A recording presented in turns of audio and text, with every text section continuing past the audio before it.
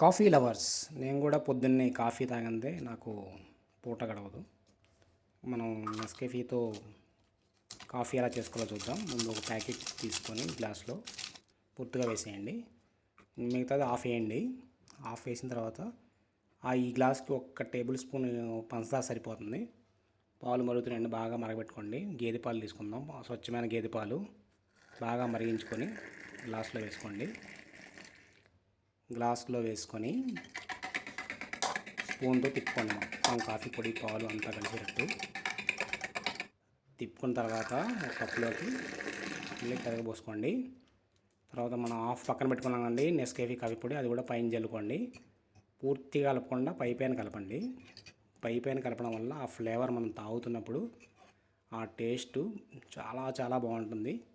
ఒకసారి ఇలా ట్రై చేయండి. పైన మేగడ వేసుకోండి, కొద్దిగా పాలు మేగడ. ఇది బటర్ కాఫీ తాగినట్టు ఉంటుంది. ఒకసారి ఈ తీరులో ట్రై చేసుకోండి. కాఫీ లవర్స్కి ఖచ్చితంగా నచ్చుతుంది. సబ్స్క్రైబ్.